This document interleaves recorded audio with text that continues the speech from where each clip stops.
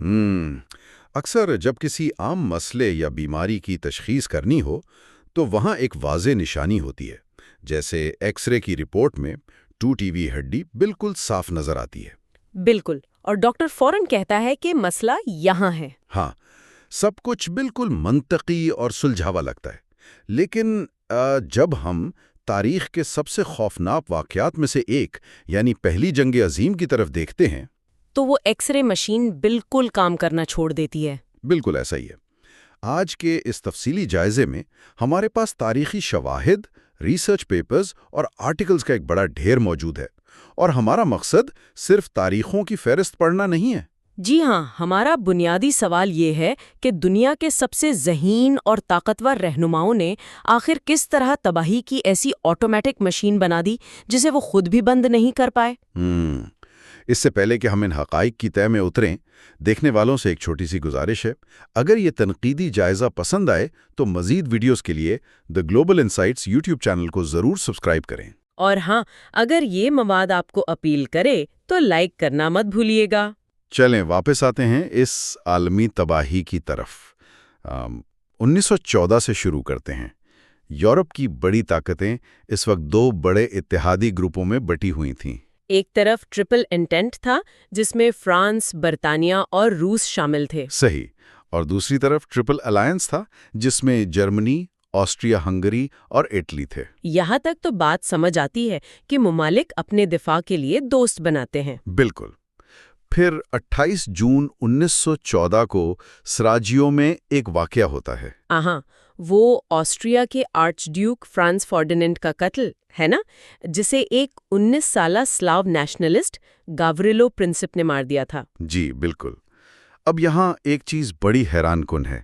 ایک شہر میں ایک اہم شخص کا قتل واقعی ایک بڑا مسئلہ ہے، لیکن اس ایک مقامی قتل کی وجہ سے اچانک ایک فرانسیسی کسان اور ایک برطانوی مزدور ہزاروں میل دور کسی خندق میں مرنے کے لیے کیسے پہنچ گئے؟ مطلب ان دونوں باتوں کے درمیان منطقی ربط کیا ہے؟ یہ بالکل ڈومینو کے کھیل جیسا لگتا ہے، جہاں ایک مہرہ گرنے سے باقی سب کا گرنا لازمی ہو جاتا ہے۔ یہاں جو سب سے دلچسپ بات ہے وہ ان اتحادوں کی اصلیت ہے۔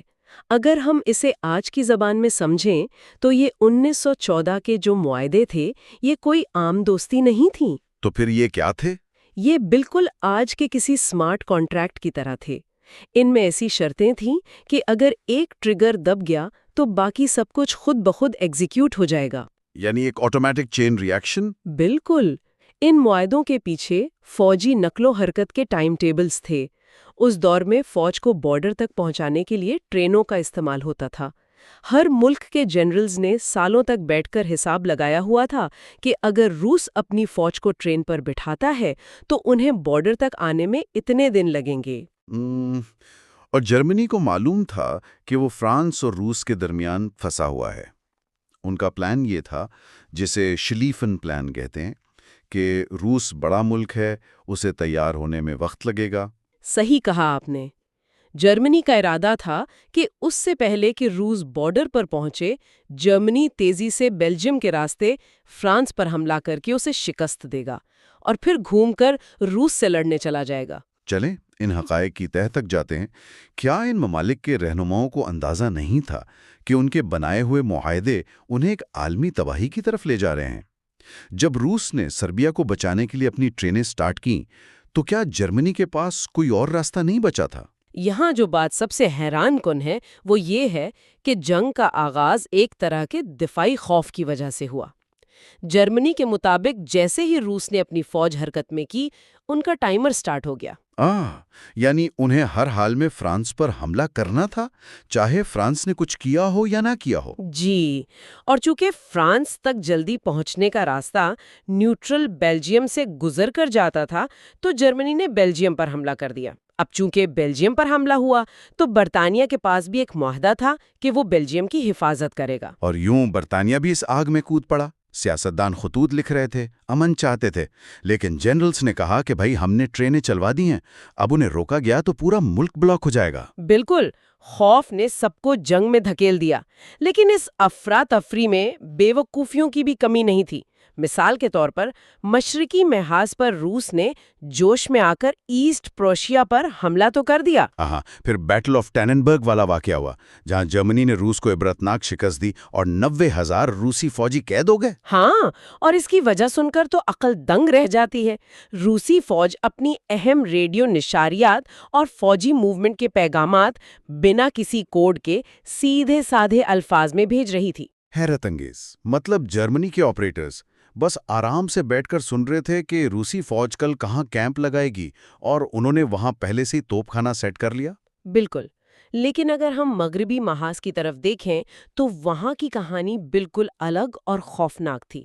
جرمنی کا وہ تیزی سے فرانس کو ہرانے کا پلان فیل ہو گیا، اور دونوں فوجیں آمنے سامنے آ کر رک گئیں۔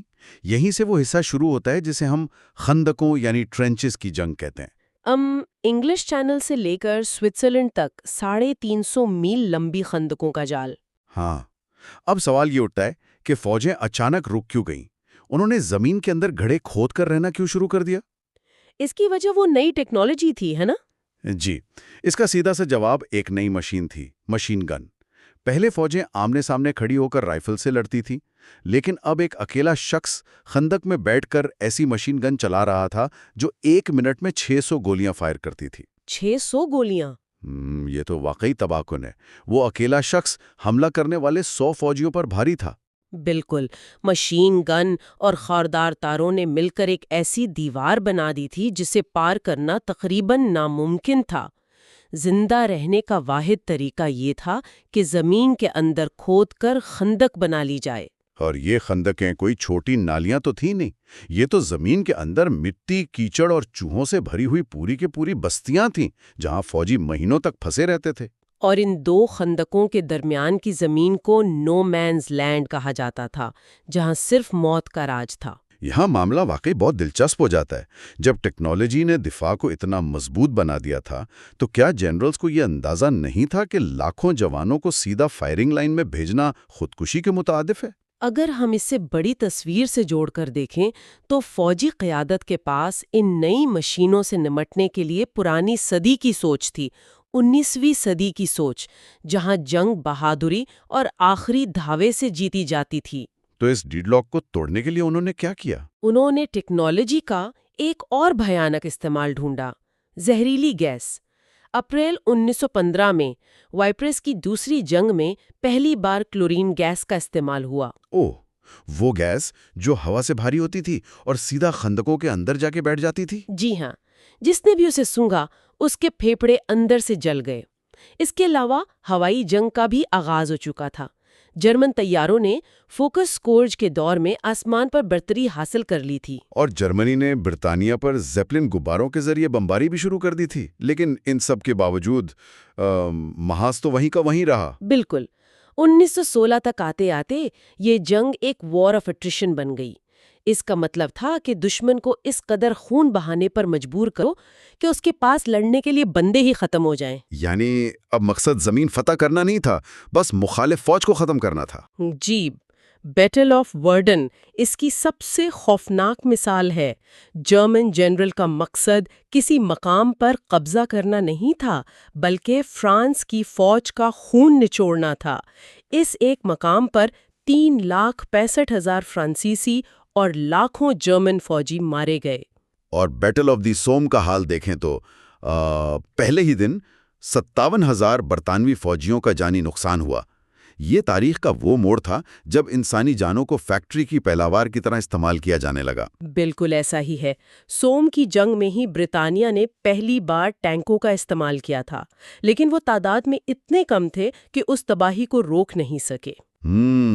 جب یورپ کے محاذوں پر یہ تعطل پیدا ہو گیا تو طاقتوں نے سمندروں، کالونیوں اور عام شہریوں کی طرف رخ کر لیا۔ یہاں سے جنگ کا عالمی دائرہ کار شروع ہوتا ہے۔ جی، برطانیہ نے اپنی بحریہ کا فائدہ اٹھاتے ہوئے جرمنی کی ناکہ بندی کر دی تاکہ خوراک کی فراہمی روکی جا سکے اور جرمنی کے لوگ بھوک سے مر جائیں۔ اور یہیں سے ماڈرن ٹوٹل وار یعنی کل وقتی جنگ کا تصور سامنے آیا ہے نا؟ یہ ایک بہت اہم سوال کو جنم دیتا ہے۔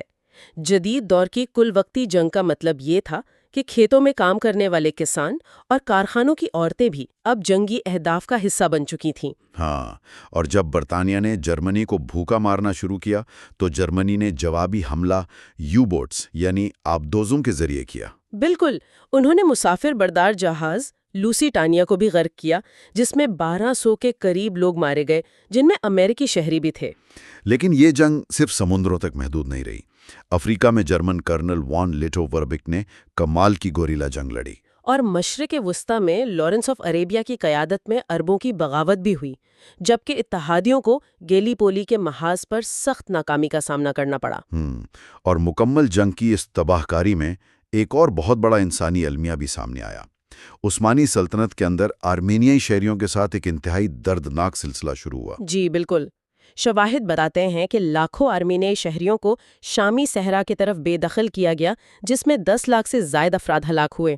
ہاں، اتحادی طاقتوں نے اسے انسانیت کے خلاف جرم قرار دیا تھا۔ لیکن دوسری طرف یہ بتانا بھی ضروری ہے کہ آج کی ترک حکومت اس اموات کی تعداد اور نسل کشی کی اصطلاح سے سخت اختلاف کرتی ہے۔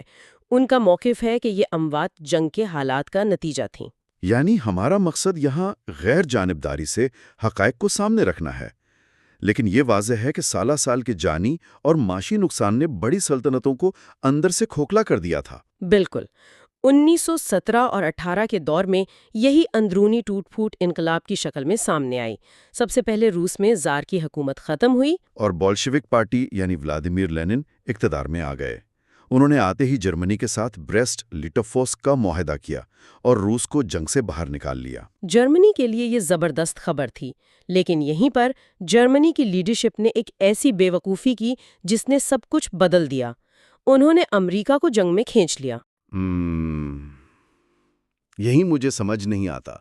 ایک طرف جرمنی نے لامحدود آبدوز جنگ شروع کر دی اور دوسری طرف زمرمین ٹیلی گرام بھیجا جس میں میکسیکو کو امریکہ پر حملے کی ترغیب دی گئی۔ کتنا حیران کن فیصلہ تھا، ہے نا؟ تو اس سب کا اصل مطلب کیا ہے؟ اگر جرمنی کو معلوم تھا کہ لامحدود آبدوز حملوں سے امریکہ جیسے طاقتور ملک کے جنگ میں شامل ہونے کا خطرہ ہے، تو انہوں نے یہ بیوقوفانہ جوا کیوں کھیلا؟ اس کا جواب یہ ہے کہ جرمنی کے پاس وقت ختم ہو رہا تھا۔ برطانوی ناکہ بندی کی وجہ سے ان کے شہری بھوکوں مر رہے تھے۔ وہ جانتے تھے کہ اگر امریکہ جنگ میں آیا تو وہ ہار جائیں گے۔ تو پھر انہوں نے ایسا کیوں کیا؟ انہیں امید تھی کہ امریکی فوج کے پہنچنے سے پہلے وہ برطانیہ کو بھوکا مار کر سرنڈر پر مجبور کر دیں گے۔ یہ ایک انتہائی مایوس کنجوا تھا جو ظاہر ہے ناکام ہو گیا۔ بالکل ناکام ہوا۔ 1918 کے موسم بہار میں جرمن جنرل لوڈنڈورف نے جنگ جیتنے کا ایک آخری ہتھ کنڈا آزمایا جسے اسپرنگ آفینسو کہتے ہیں۔ وہ بھی ناکام ہوا۔ اور جواب میں اتحادیوں نے 100 ڈیز آفینسو شروع کیا جس نے جرمن فوج کو پسپائی پر مجبور کر دیا۔ بالآخر 11 نومبر 1918 کو جنگ بندی پر دستخط ہوئے۔ 11 نومبر 1918۔ یہاں ایک اور دل خراش بات سامنے آتی ہے۔ آخری مرنے والا فوجی امریکی پرائیویٹ ہنری گنتھر تھا جو ٹھیک 10:59 پر مارا گیا۔ یعنی جنگ ختم ہونے سے صرف 1 منٹ پہلے۔ اس جنگ کا مجموعی نقصان تو دماغ کو سن کر دیتا ہے۔ 9.5 ملین فوجی اور 7 ملین عام شہری ہلاک ہوئے اور 21 ملین لوگ زخمی ہوئے۔ جنگ آخرکار ختم تو ہو گئی، لیکن اس کے نتیجے میں ہونے والے امن کے معاہدوں نے دنیا کو جوڑنے کے بجائے اگلی عالمی جنگ کی بنیاد رکھ دی۔ بالکل، ورسائے کا معاہدہ جس میں جرمنی پر بھاری تاوان ڈالا گیا اور جنگ کا سارا ملبہ ان پر لاد دیا گیا، اس نے جرمنی میں شدید ناراضگی پیدا کی۔ اور پھر نئے نقشوں کی تشکیل ہوئی۔ آسٹرو ہنگری اور عثمانی سلطنت کے ٹکڑے ہو گئے، مشرق وسطی کا بٹوارا ہوا، جیسے سائکس پیکو معاہدہ جس نے آج تک کے مسائل کو جنم دیا، اور فلسطین کے حوالے سے بالفور ڈکلریشن جیسے متضاد وعدے کیے گئے۔ پرانی سلطنتوں کے خاتمے کے بعد جو نئی لکیریں نقشے پر کھینچی گئیں، انہوں نے امن قائم نہیں کیا، بلکہ انہوں نے صرف مستقبل کی جنگوں کا مقام تبدیل کر دیا، اور لیگ آف نیشنز کا قیام بھی کوئی خاص فائدہ نہ دے سکا۔ بالکل صحیح کہا آپ نے۔ تو اگر ہم اس تفصیلی جائزے کا خلاصہ کریں تو ہمیں سیکھنے کو ملتا ہے کہ کس طرح سخت گیر عسکری اتحاد، ٹیکنالوجی کی اندھی دوڑ اور سفارتکاری کی ناکامی نے ایک پوری نسل کو برباد کر دیا، اور دنیا کا نقشہ ہمیشہ کے لیے بدل دیا۔ آج کے دور میں مشرق وسطی، مشرقی یورپ اور موجودہ عالمی سیاسی نقشے کو پہلی جنگ عظیم کے ان اسباب کو سمجھے بغیر نہیں جانا جا سکتا۔ جی بالکل۔ اور پروگرام کا اختتام ہم ایک گہرے سوال پر کرتے ہیں جو یقیناً سب کو سوچنے پر مجبور کر دے گا۔ اگر 1914 کے حکمرانوں کو یہ معلوم ہوتا کہ ان کے فیصلوں کے نتیجے میں ان کی اپنی سلطنتیں ختم ہو جائیں گی اور کروڑوں لوگ مارے جائیں گے، تو کیا وہ پھر بھی جنگ کا راستہ چنتے، یا پھر تاریخ میں بعض اوقات ایسا اندھا پن طاری ہوتا ہے کہ قومیں خود اپنی تباہی کے راستے پر چل پڑتی ہیں؟ یہ واقعی ایک ایسی سوچ ہے جو صدیوں تک گونجتی رہے گی۔